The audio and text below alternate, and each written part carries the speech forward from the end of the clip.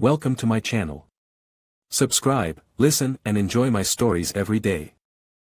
The bell over the door of Euphoria chimes softly as I push it open, stepping into a world I have avoided for years. The neon lights bathe the room in a soft pink glow, casting long shadows over the rows of products lining the shelves. I take a deep breath, feeling my heart hammering against my ribcage. The air is thick with a mix of perfume and latex, an exotic aroma that's both alluring and intimidating. This is my wife's domain, and I am an intruder. My name is Michael, and for the past 7 years, I've been married to Emily. From the very beginning, she was always upfront about her job. She worked at Euphoria, a sex shop known for its variety of adult toys and products. Emily's openness about her work was refreshing, even if it was something I could never fully understand. I, on the other hand, am a shy accountant who prefers the quiet hum of numbers over the bold and brash world Emily inhabits. I glance around nervously, avoiding eye contact with the few customers scattered throughout the store. My fingers brush against a display of silk handcuffs, and I jerk my hand back as if burned. This place, with its unapologetic celebration of desire and kink, is so far removed from my comfort zone that I wonder how Emily and I ever found common ground. But then I remember her laugh, her quick wit, and the way she makes every moment feel electric. Maybe that's what drew me to her, the vibrant energy that I sorely lack. "Can I help you with anything?" I look up, startled. A young woman with brightly dyed purple hair and a nose ring stands behind the counter, eyeing me curiously. She's wearing a name tag that reads, Luna. No, I'm just looking," I stammer, my face flushing. Luna raises an eyebrow but says nothing, turning her attention back to the register. I force myself to move, drifting aimlessly through the aisles, my eyes scanning the shelves. I don't know what I'm looking for, maybe a glimpse into Emily's world, or a spark of courage. My gaze lands on a discreet black box labeled Couples Kit. I grab it impulsively and head to the counter, my palms sweaty. Luna scans the item without a word, and I fumble with my wallet, dropping a few coins in my haste.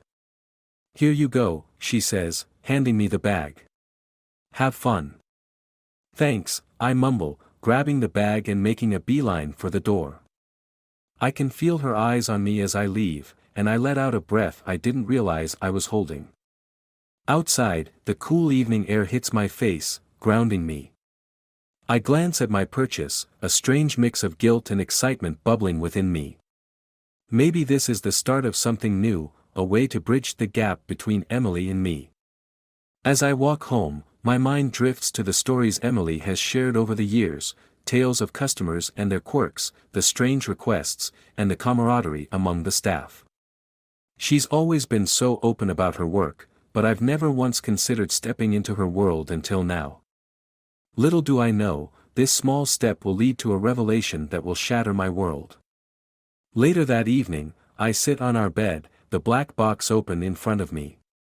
Emily walks in, her eyes lighting up when she sees the contents. "Michael, you actually went to the store," she exclaims, her surprise evident. I'm impressed. "Yeah, I thought I'd surprise you," I say, forcing a smile. "I wanted to see what it's all about." She grins, wrapping her arms around me. "I love that you're trying, really. It means a lot to me." We spend the next few hours exploring the contents of the kit, and for a moment, it feels like we're reconnecting. But a nagging thought tugs at the back of my mind. There's something about the shop that didn't sit right with me, a sense of something hidden beneath the surface. A few days later, my curiosity gets the better of me. I return to Euphoria, this time determined to learn more.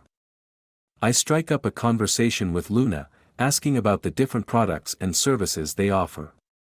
She's more than happy to chat, and before long, she lets slip a piece of information that makes my blood run cold. Euphoria isn't just a sex shop. They also provide intimate services, a euphemism that covers a range of activities I hadn't even considered. My heart sinks as I realize what this means. Emily, my Emily, is involved in this too. I leave the shop in a daze, my mind racing. I need to know the truth, and there's only one way to find out. I return home, my resolve hardening. If Emily has been unfaithful, I'll make sure she pays. The next day, I sign up for one of the intimate services, using a fake name and wearing a disguise. I can't believe I'm doing this, but my need for the truth outweighs my guilt. When the day arrives, I'm led to a private room at the back of the shop. The dim lighting and soft music do little to calm my nerves. I sit on the edge of the bed, my heart pounding in my chest. The door opens, and Emily walks in. She doesn't recognize me at first, her professional demeanor firmly in place. But when our eyes meet, her expression changes to one of shock and horror. "Michael," she whispers, her voice trembling. I remove the disguise, revealing my face fully. "Yes, it's me." Surprise. Tears fill her eyes as she takes a step back. "What are you doing here?" "I could ask you the same thing," I say coldly. "How long have you been lying to me?" "Michael, it's not what you think," she pleads, her voice breaking. "I can explain." "Save it," I snap. "I trusted you, Emily. I thought we had something real. But you've been deceiving me all along." She collapses onto the bed, sobbing uncontrollably. For a moment, I feel a pang of guilt, but it's quickly overshadowed by my anger and betrayal. "This is the end, Emily," I say, my voice cold and detached. "You've ruined everything." As I walk out of the room, her cries echo in my ears. I know I've just broken her heart, but in doing so, I've shattered my own. This is just the beginning of my revenge, and I won't stop until her life is in ruins, just like mine. The next morning, I wake up with a heavy heart and an even heavier resolve. Emily is still asleep in the guest room, her quiet sobs from the previous night still echoing in my mind. I sit on the edge of our bed, staring at the framed photos on the dresser. Memories of happier times feel like daggers to my soul. I need to figure out my next steps, and for that, I need help. I decide to call in reinforcements. "Hey, John, it's Michael. Can we meet up?" "I need to talk," I say, my voice strained. John, my best friend since college, immediately senses the urgency in my tone. "Sure, man. Let's meet at Joe's Coffee in an hour." I arrive at Joe's Coffee, the familiar scent of freshly brewed coffee offering a brief respite from my turmoil. John is already there, his broad frame hunched over a cup of coffee, his expression one of concern. He looks up as I approach, and I can see the questions in his eyes. "Mike, what's going on? You look like hell." I sit down, feeling the weight of the world on my shoulders. "It's Emily. She's been cheating on me." John's eyes widen in shock. "What? Are you sure?" I nod, my jaw clenched. "She's been working at that sex shop, Euphoria, and they offer more than just toys. They provide, intimate services. And she's involved." John sits back, his face a mask of disbelief. "Man, I'm so sorry. I had no idea." "I didn't either," I admit, my voice breaking. "But now that I know, I can't just let it go. I need to do something." "What are you thinking?" John asks, his tone cautious. "I want to ruin her life," I say bluntly. "She's destroyed my trust, my marriage, everything. I want her to feel the same pain." John looks at me for a long moment, then nods slowly. "All right, man. I've got your back. What's the plan?" Over the next few days, John and I devise a strategy. We start by digging into Euphoria's operations, trying to find any dirt we can use against Emily and the store. John suggests we involve someone on the inside, someone who can give us more information. "Luna," I say, remembering the purple-haired cashier. "She seemed pretty talkative. Maybe we can get her to spill the beans." We stake out Euphoria, waiting for Luna to finish her shift. When she finally leaves, we follow her to a nearby bar. She sits at the counter, nursing a drink, and John and I exchange a glance. "Time to make our move," John says, getting up from our table. We approach Luna, and she looks up, surprised but not unfriendly. "Hey, you're the guy from the other day, right? The shy one?" I nod, trying to muster a smile. "Yeah, that's me. Can we join you?" "Sure, why not," she says, gesturing to the empty seats. We sit down, and I introduce John. "This is my friend John. We wanted to talk to you about Euphoria." Luna raises an eyebrow. "Oh. What about it?" "We're curious about the services you offer," John says smoothly. "We've heard some rumors, and we want to know the truth." Luna takes a sip of her drink, eyeing us both. "Why are you so interested?" I lean in, lowering my voice. "My wife works there. Emily. And I've recently discovered she's been involved in more than just selling toys. I need to know what's really going on." Luna's eyes widen, and she glances around nervously. "Look, I like Emily, but there's a lot of stuff that goes on behind the scenes. If I tell you, you have to promise not to get me into trouble." "We promise," John says quickly. "We just want the truth."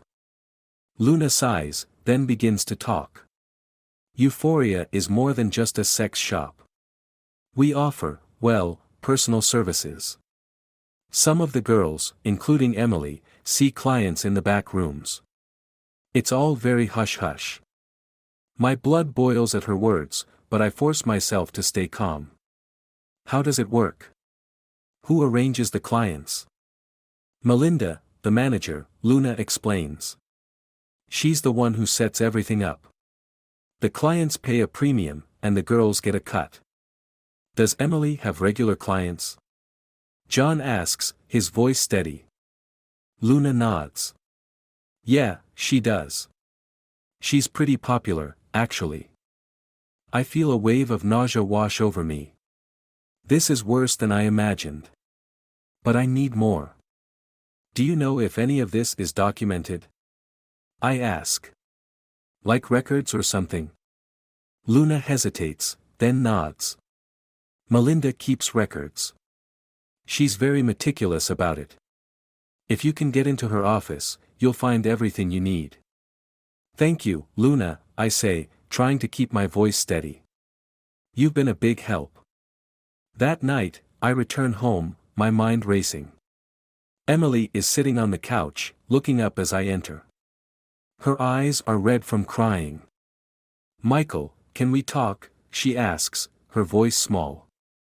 "We have nothing to talk about," I say coldly. "I know everything, Emily.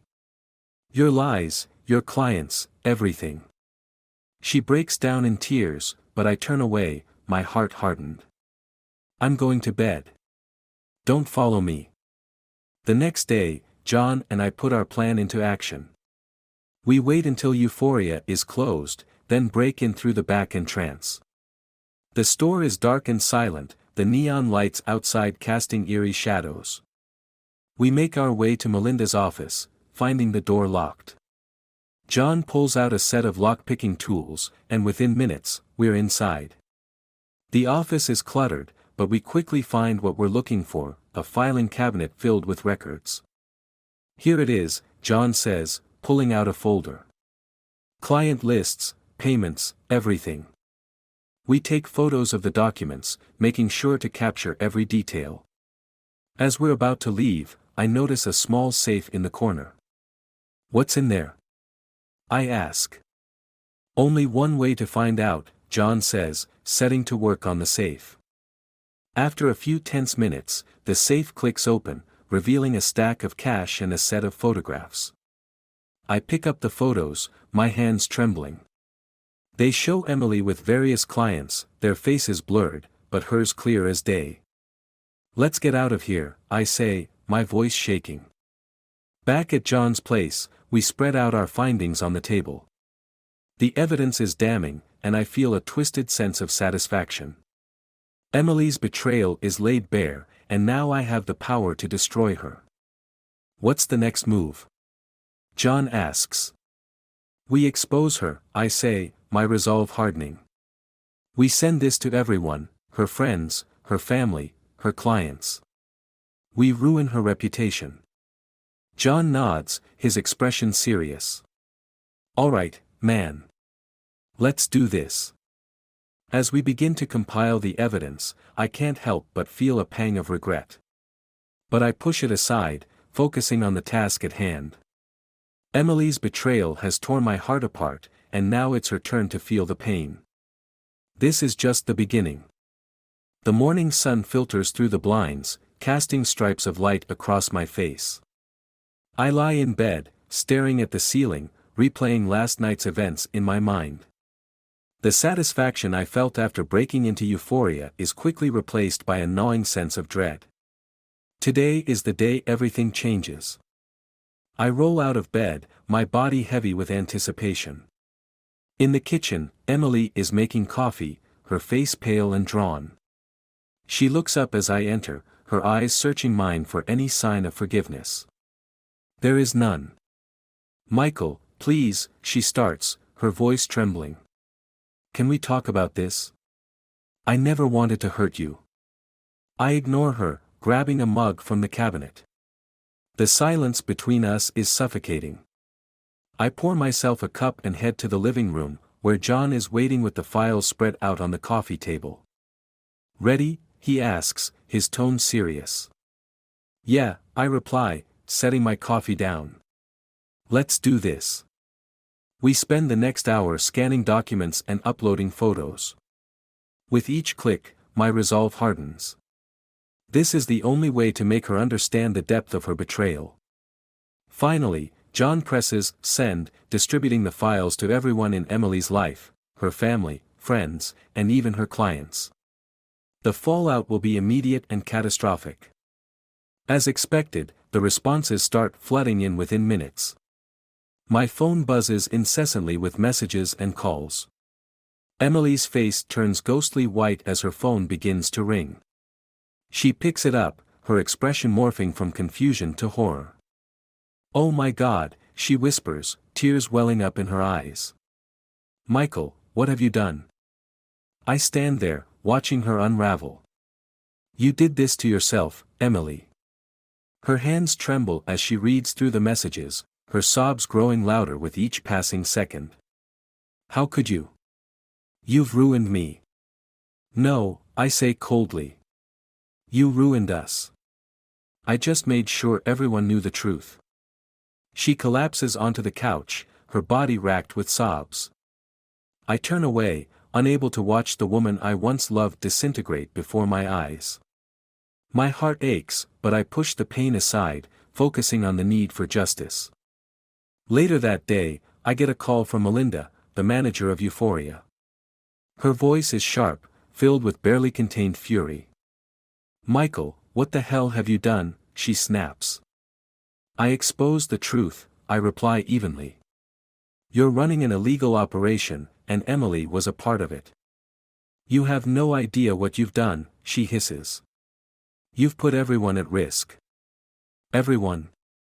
Or just yourself? I counter. Your clients, your employees, they deserve to know the truth. You're going to regret this, Melinda says, her voice dripping with venom. You've made a powerful enemy. Bring it on, I say, ending the call. John looks at me, concern etched on his face. You sure about this, Mike? Melinda sounds dangerous. I don't care, I say, my jaw set. She needs to be stopped. The next few days are a blur of chaos. Emily moves out, unable to face me or the constant barrage of judgment from those around her. Her family disowns her, and her friends turn their backs. I hear whispers about Euphoria being shut down and Melinda facing legal repercussions. The scandal rocks our small town, and my life is forever changed. One evening, as I'm sitting alone in my now empty house, there's a knock on the door. I open it to find Luna standing there, her face drawn with worry. Michael, We need to talk, she says urgently. What's going on? I ask, stepping aside to let her in. It's about Melinda, Luna says, her eyes wide with fear. She's planning something bad. She blames you for everything and wants revenge. I feel a chill run down my spine. What do you mean?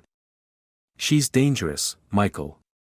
She has connections, and she's not afraid to use them, Luna explains. You need to be careful. Why are you telling me this? I ask, suspicion creeping into my voice. Because I don't want to see anyone get hurt, Luna replies. You're a good person, and you don't deserve this. I nod slowly, processing her words. Thank you, Luna. I'll be careful. As she leaves, I can't shake the feeling of impending doom. Melinda's threat looms large, and I realize that my quest for revenge has opened a Pandora's box of consequences. A few nights later, I'm jolted awake by a loud crash. I rush downstairs to find the front window shattered, a brick lying on the floor amidst the broken glass. Attached to it is a note, scrawled in angry, jagged handwriting. You'll pay for this. My heart races as I look around, my mind racing with possibilities. I grab my phone and call John. John, I need your help, I say, my voice shaking. Someone just threw a brick through my window. I'll be right over, he replies, his tone urgent. Within minutes, John arrives, his face grim. This is serious, Mike. We need to get you somewhere safe. I'm not running, I say firmly. I'm not going to let Melinda scare me. Then we need to fight back, John says, determination in his eyes. But we need to be smart about it. The next day, we start planning our counterattack. We gather evidence against Melinda, including her involvement in illegal activities and her connections to dangerous people. We compile everything into a dossier, ready to hand over to the authorities. But as we dig deeper, we uncover something even more sinister. Melinda's connections run deeper than we thought. She has ties to organized crime, and her reach extends far beyond our small town. We realize we're in way over our heads. We need help, John says, his voice tense. This is bigger than us. Who do we go to? I ask, feeling a sense of desperation. There's someone I know, John replies. An old friend from the military. He's dealt with people like Melinda before. I'll give him a call. That evening, John's friend, Alex, arrives. He's a tall, imposing figure with a steely gaze and an air of authority. John told me what's going on, Alex says, his voice calm but firm. I'm here to help. Thank you, I say, feeling a glimmer of hope. We need to act fast, Alex continues. Melinda is dangerous, and she won't hesitate to strike again. We spend the next few days working with Alex, gathering more evidence and planning our next move. Alex's experience and connections prove invaluable, and we start to feel like we have a fighting chance. But just as we're about to make our move, disaster strikes. One night, as I'm driving home, a car suddenly swerves into my path, forcing me off the road. My car flips, and I'm thrown into a ditch. Dazed and injured, I manage to crawl out, my body screaming in pain. My phone is shattered, and I'm miles from home. I start walking, every step agony. After what feels like hours, I finally reach a gas station and manage to call John. Mike, where are you? He asks, his voice filled with concern. I was run off the road, I gasp. I'm at the gas station on Route 5. I need help. Hang tight, I'm on my way, John says, his voice urgent. As I wait, I realize the full extent of what I'm up against. Melinda is relentless, and she won't stop until she destroys me. But I'm not going down without a fight. When John arrives, he helps me into his car, his face grim. We need to finish this, Mike. Once and for all. I nod, my resolve hardening. Let's end this. The next few days are a whirlwind of activity. With Alex's help, we gather the final pieces of evidence and prepare to take Melinda down. We contact the authorities, handing over everything we've collected. The wheels of justice start turning, and it feels like we're finally gaining the upper hand. But as we wait for the authorities to act, the tension mounts. Every shadow, every noise makes my heart race. I know Melinda won't go down without a fight, and I brace myself for her final move. One night, as I'm sitting alone in my house, I hear a knock on the door. My heart pounds as I approach, fear and anticipation mingling in my chest. I open the door to find Melinda standing there, a cold smile on her lips. "Hello, Michael," she says, her voice dripping with malice. "It's time we had a little chat." My mind races, but I stand my ground. "It's over, Melinda. The authorities have everything. You're finished." She laughs, a chilling sound. "You think it's that simple? You have no idea what you've started." Before I can react, she steps forward, her hand reaching into her coat. But before she can do anything, John and Alex appear behind her, their presence a welcome relief. "It's over, Melinda," Alex says, his voice steady. "You're coming with us." Melinda's smile fades, replaced by a look of pure rage. "You'll pay for this, all of you." But as the authorities arrive and take her into custody, I finally feel a sense of peace. The nightmare is over. Emily's betrayal, Melinda's threats, it's all behind me now. As I stand on the porch, watching the police cars drive away, John and Alex by my side, I know my life will never be the same. But I also know that I have friends who will stand by me, no matter what. And as the first light of dawn breaks over the horizon, I finally feel a glimmer of hope for the future. The dust seems to settle over the next few weeks. With Melinda behind bars and euphoria shut down, the chaos that had engulfed my life begins to fade. Emily remains out of sight, a ghost haunting the periphery of my existence. I try to move forward, piecing together the fragments of my shattered world. One evening, John, Alex, and I are sitting in my living room, sharing a few beers. The conversation is light, the tension of the past weeks finally easing. I take a sip, feeling the cool liquid wash away some of my lingering anxieties. "Feels like we're finally getting back to normal," John says, leaning back in his chair. "Yeah, I agree. It's been a hell of a ride." Alex, ever the watchful observer, nods thoughtfully. "You've been through a lot, Michael. But you handled it well." Before I can respond, there's a knock on the door. My heart skips a beat, a familiar sense of dread creeping in. I exchange a glance with John and Alex, who both nod reassuringly. I open the door to find Emily standing there, her face a mixture of determination and sorrow. "Michael, we need to talk," she says, her voice steady despite the turmoil in her eyes. I step aside, letting her in. John and Alex look at me, questioning, but I nod. "It's okay. We need to clear the air." Emily takes a seat, her gaze meeting mine. "Michael, I know I've hurt you more than I can ever make up for. But there's something you need to know. Something that changes everything." My curiosity piqued, I sit down across from her. "What is it, Emily?"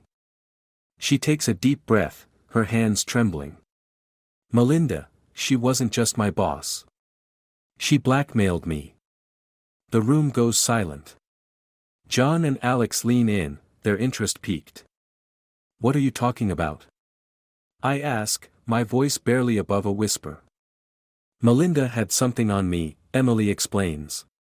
"Before I started working at Euphoria, I was involved in some questionable activities. She found out and threatened to expose me if I didn't do what she asked." "Why didn't you tell me?" I ask, my anger flaring. "We could have handled it together." "I was scared, Michael," she admits, tears streaming down her face. "I didn't want to drag you into my mess." And then, it just spiraled out of control. Alex interjects, his voice calm but firm. What kind of activities, Emily? She hesitates, then looks at me with pleading eyes. I was part of an underground network. We were, hacking into corporate accounts, siphoning money. It was supposed to be a victimless crime, but Melinda found out and used it against me. The pieces start to fall into place. So, she forced you to work at Euphoria, to provide those services? Emily nods. Yes. And she took a cut from every transaction. I hated every second of it, but I had no choice. John leans forward, his expression serious. Why didn't you come clean after we exposed her? Why wait until now? I thought I could handle it on my own, Emily says, her voice breaking. But when you started unraveling everything, I realized I couldn't hide anymore. I needed to tell you the truth, Michael. I sit back, processing her words. The anger and betrayal I felt are still there, but now they're mixed with a newfound understanding. Emily's actions, while still unforgivable, are cast in a different light. Why now? I ask. Why come clean now? Because I love you, Michael, she says, her voice filled with conviction. I know I've lost your trust, but I had to try. I couldn't live with myself if I didn't at least try to make things right. John and Alex exchange a glance, then stand up. We'll give you two some space, John says, guiding Alex towards the door. As they leave, Emily and I are left alone. The silence is heavy, but it's a different kind of silence. One filled with potential for understanding, for closure. I don't know if I can ever forgive you, Emily, I say finally. But I appreciate you telling me the truth. I understand, she replies, wiping away her tears. I just needed you to know. Whatever happens next, at least I've been honest. Over the next few days, Emily and I have several long conversations. We talk about everything, her past, Melinda's manipulation, and the damage done to our marriage. It's painful, but necessary. The more we talk, the more I start to see the woman I fell in love with, buried beneath the layers of deceit and fear. One evening, as we're sitting on the porch, Emily turns to me. There's one more thing, Michael. I brace myself for another revelation. What is it? I found something in Melinda's files, she says, handing me a flash drive. It's evidence of her connections to organized crime. It could bring down her entire operation. I take the flash drive, feeling a surge of determination. We need to get this to the authorities. Together, we visit the local police station, handing over the flash drive. The officers assure us they'll investigate thoroughly. As we leave, I feel a weight lifting off my shoulders. For the first time in months, I feel a sense of closure. Weeks pass, and life slowly begins to return to a semblance of normalcy. Emily and I decide to take things one day at a time, focusing on rebuilding trust and healing the wounds. It's a long road, but we're committed to walking it together. One afternoon, John, Alex, Emily, and I gather at a local park for a picnic. The sun is shining, and the air is filled with the sounds of laughter and birdsong. It feels like a fresh start. As we're sitting there, enjoying the moment, my phone buzzes. It's a call from the police. Mr. Roberts, this is Detective Collins. We've investigated the information you provided. Thanks to you and Emily, we've been able to dismantle a major criminal network. Melinda will be facing serious charges.